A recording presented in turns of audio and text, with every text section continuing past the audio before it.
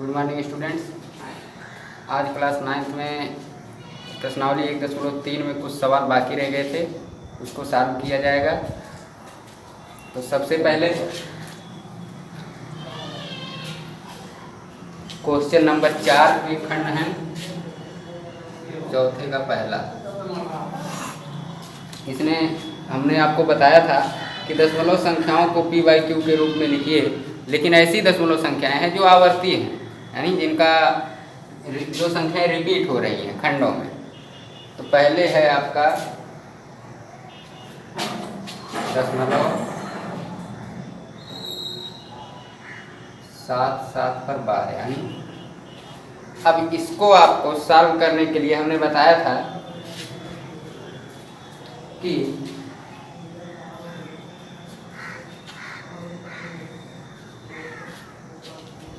अगर आवर्ती अंक 2 हैं तो हम इसको 100 से गुणा करते हैं, लेकिन सबसे पहले हम इसको मान लेंगे x बराबर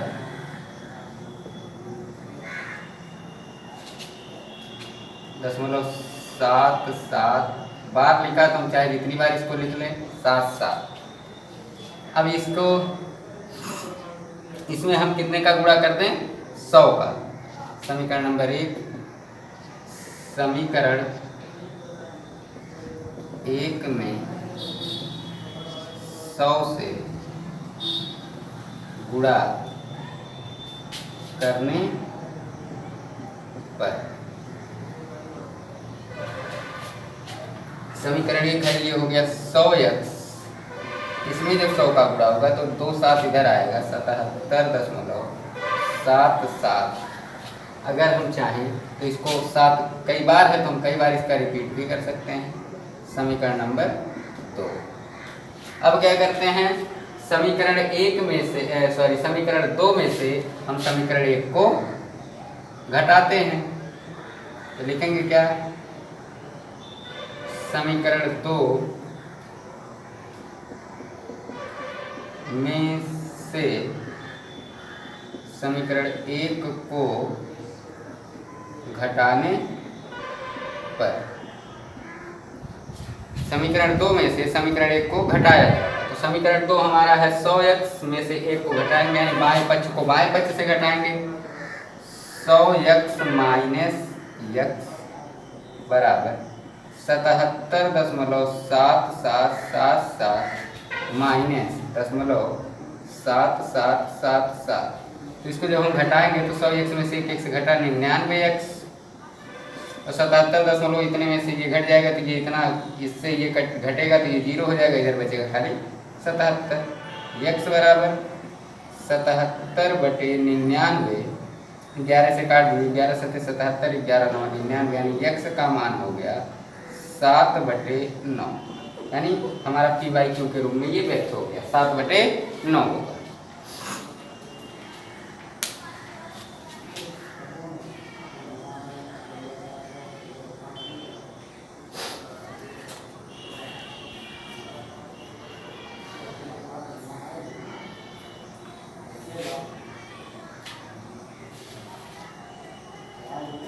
अब है सवाल नंबर 2।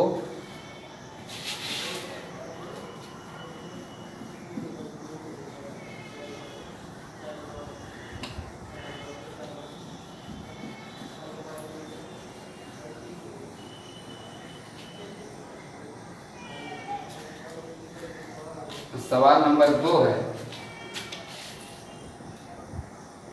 3.33/12। इसको भी हम क्या मानेंगे? x बराबर हो गया 3.33। समीकरण नंबर 1 इसको ले लिया गया।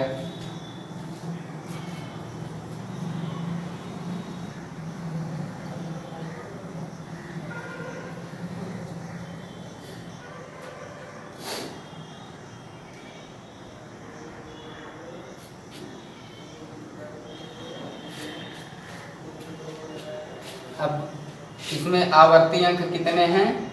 2 हैं, 3 3। हम क्या लिखेंगे? समीकरण 1 में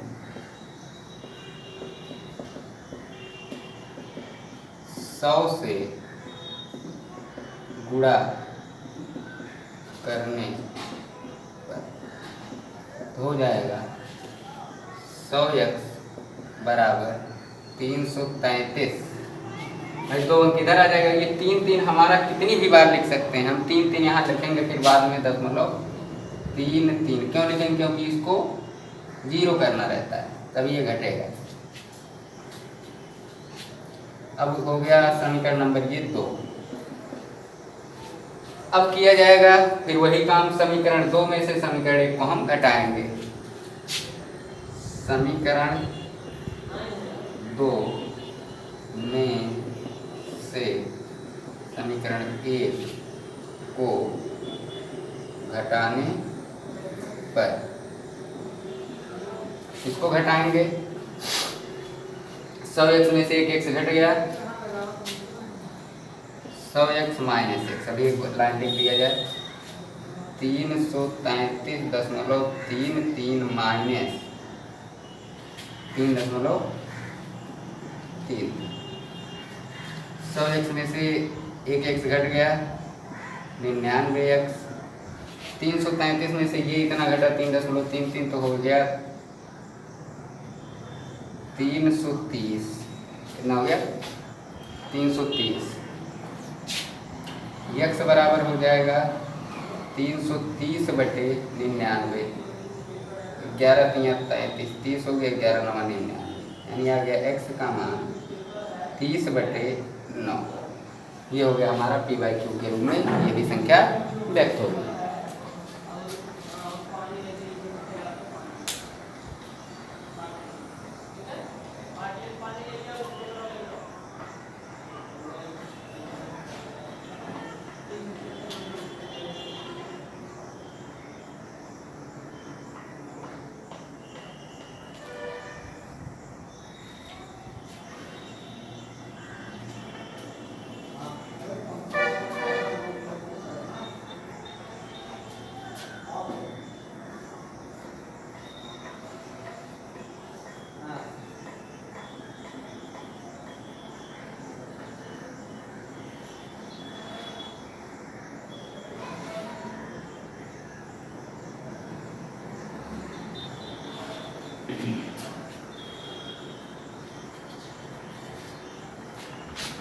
अब है अगला क्वेश्चन।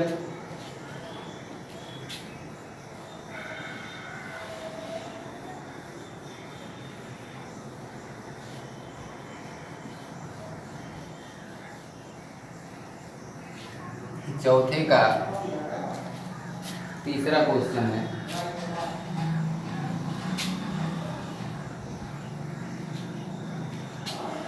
दस बोलो 6 पर बार, इसको भी x बराबर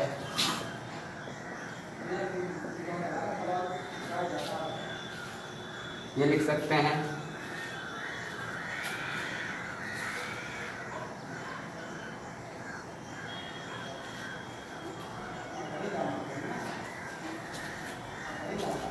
इसको x बराबर फिर क्या लिख सकते हैं भाई? 6 जितनी बार मन कहे उतनी बार हम इसको लिख सकते हैं। इसको समीकरण 1 मान लिया। अब इसमें क्या करेंगे? कितने से गुणा होगा? अब फिर आवर्ती अंक कितना है? एक ही अंक है, केवल 6। तो हम कितने से गुणा करेंगे समीकरण 1 में? 10 से।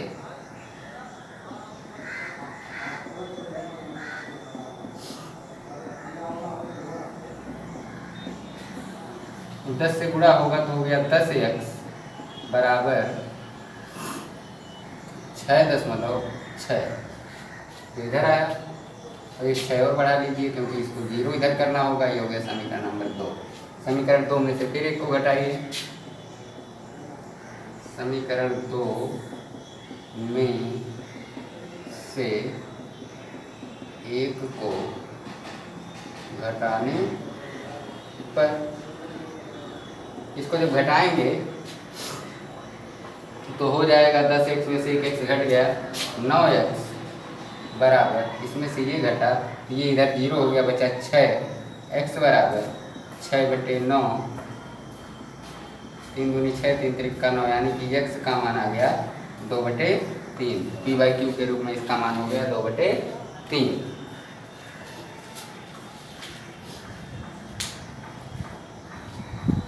अब है चौथा सवाल इसी का।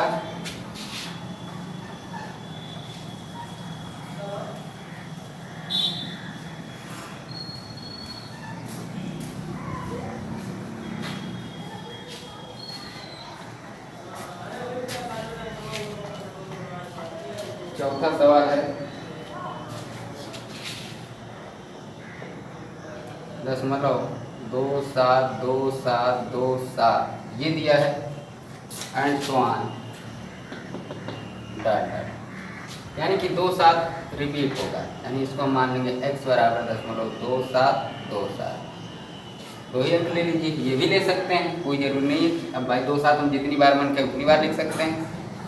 अब इसमें इसको मान लिया समीकरण 1। अब इसमें आवर्ती अंकों की संख्या कितनी है? 2 है, एक ये 2 अंक है, 2727 रिपीट हो रहा है, 2 अंक नहीं है, एक ये हो गया, एक ये हो गया, है ना। अब इसमें हम कितने से गुणा करेंगे? 2 आवर्ती अंक हैं तो कितने से? 100 से। समीकरण 1 में 100 से गुणा करने पर तो हो क्या जाएगा? 100x बराबर 27.27। एक ही बार हुआ, एक बार और बढ़ा लें, क्योंकि दशमलव के दाहिनी तरफ यहाँ 4 अंक हैं, इसमें भी 2 7 और बढ़ा लीजिए, क्योंकि जितनी बार मन करे उतनी बार लिखा जा सकता है। तो हम फिर लिखेंगे समीकरण 2 में से 1 को घटाने पर, जब हम इसको घटाएंगे हमारा क्या होगा? 100x माइनस x बराबर, इस तरह से ये 27.2727 माइनस ये 0.2727, 99x बराबर बचा 27, x बराबर 27/99, 3 से काट दीजिए, 3 9 27, 3 3 का 9, 3 3 का 9, फिर 3 से 3 ये 11, यानी x का मान आ गया 3/11, यानी कि इसका जो मान होगा p/q के रूप में 3/11 होगा।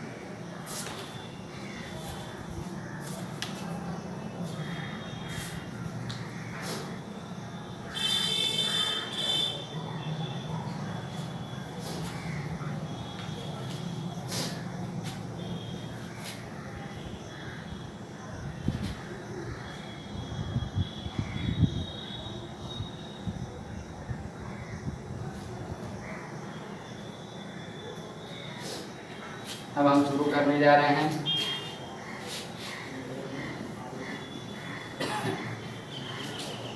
Chapter number 2।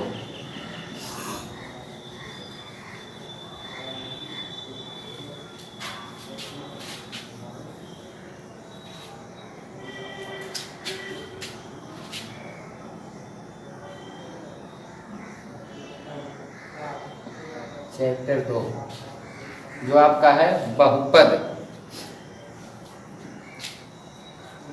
बहुपद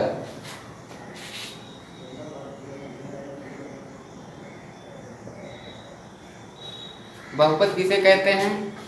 बहु माने होता है अधिक, जिसमें अधिक पद हो वही बहुपद कहलाएगा।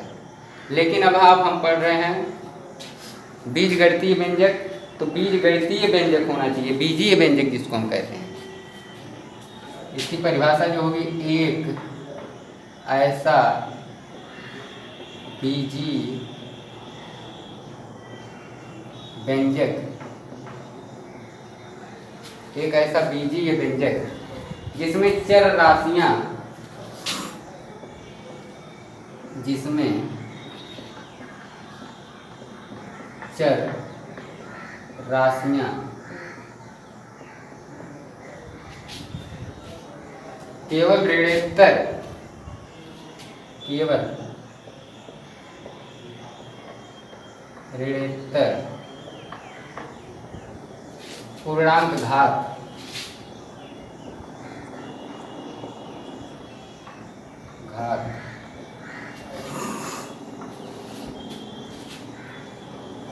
के रूप में हो,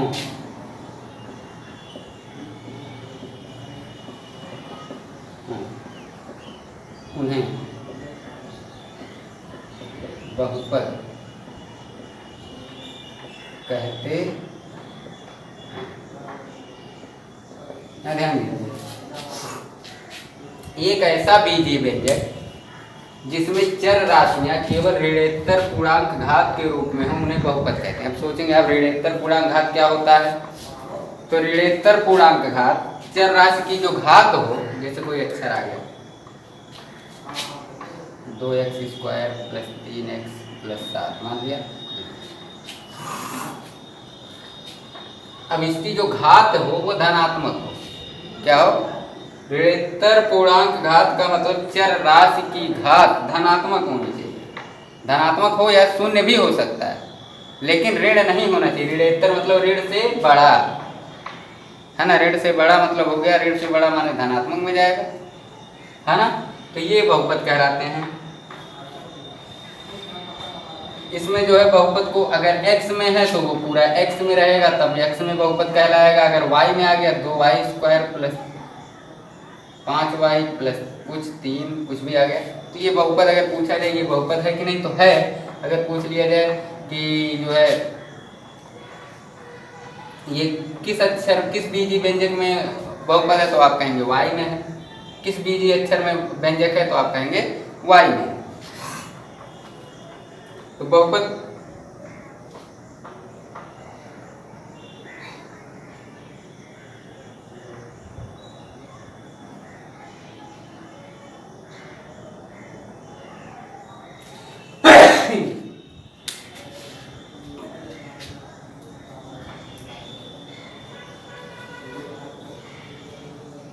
अब है बहुपद कई प्रकार के होते हैं, एक पदीय बहुपद, दो पदीय, त्रिपदीय, बहुत से बहुपद हो सकते हैं। हाँ, तो अब जैसी जरूरत पड़ेगी वैसा आपको बताया जाएगा।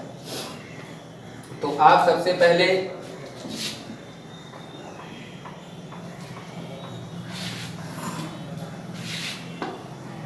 इसमें एग्जाम्पल नंबर 1 में 4 सवाल दिए हैं।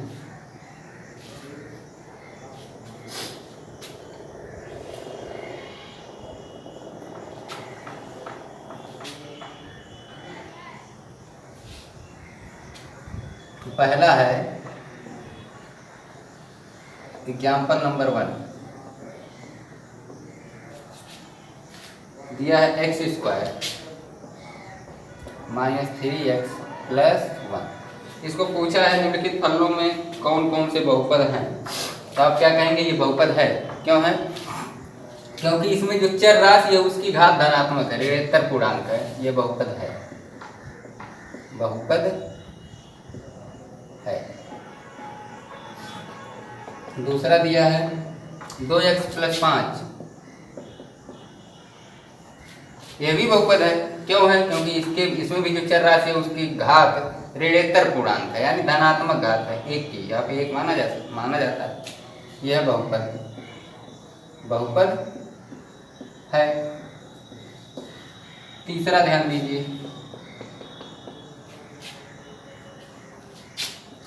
x माइनस 1/x प्लस 5 दिया, यहाँ ध्यान देना है।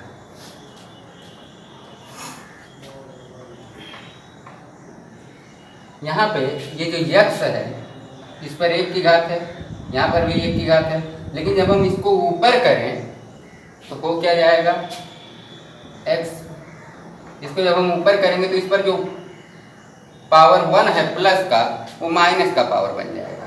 तो इसको हम कहेंगे यह बहुपद नहीं, क्योंकि इसके द्वितीय पद में जो चर है उसकी घात -1 है।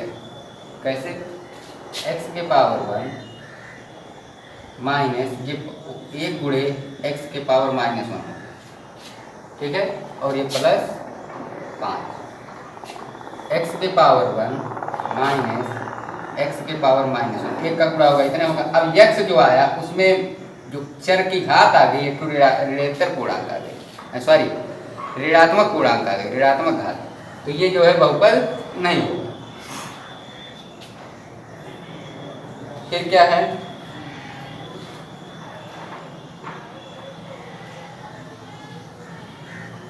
फिर है √3y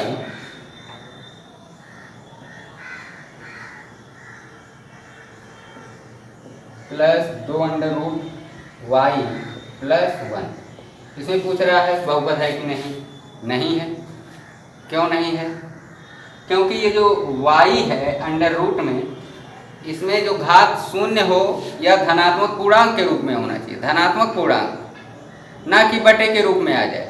यहाँ पे जब y का हम वर्गमूल निकालेंगे तो आएगा y पर 1/2 की घात, जो कि धनात्मक पूर्णांक नहीं है। y की घात 1/2 हो जाएगी, इस नाते ये क्या है, बहुपद नहीं है। पांचवा है, पांचवा तो बहुपद होगा, देख लीजिएगा। तो इस तरीके से निम्नलिखित बहुपदों में बहुपद भी छांटना होगा, इसमें बहुपद आपको छांटना है। तो अब इसको आप छांटिएगा, इससे आगे फिर कल अगले वीडियो में होगा। Thank you.